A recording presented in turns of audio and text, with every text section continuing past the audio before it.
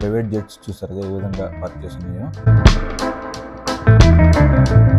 లోపల షెడ్లో మీరు హెలికాప్టర్ కూడా చూడొచ్చు పార్క్ చేసింది. ఆ షెడ్లో తీసుకెళ్లి ప్రైవేట్ జెట్స్ని రిపేర్ చేసి మళ్ళీ బయటకు తీసుకొస్తారు. చూసారు కదా, ఇంకా 5 to 6 ప్రైవేట్ జెట్స్ పార్క్ చేసి ఉన్నాయి.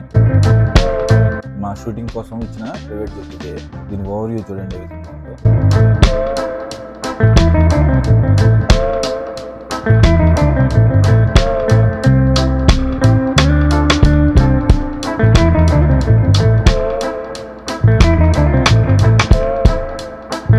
పక్క 4 సీట్స్ ఉన్నాయి.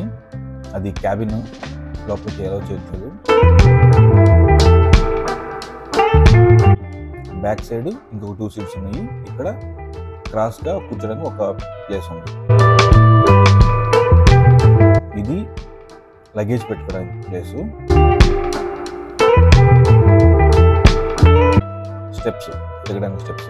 షూటింగ్ టైంలో ప్లేన్ ఒక ప్లేస్ నుంచి ఒక ప్లేస్కి మూవ్ చేయడానికి మేము తోస్తాం.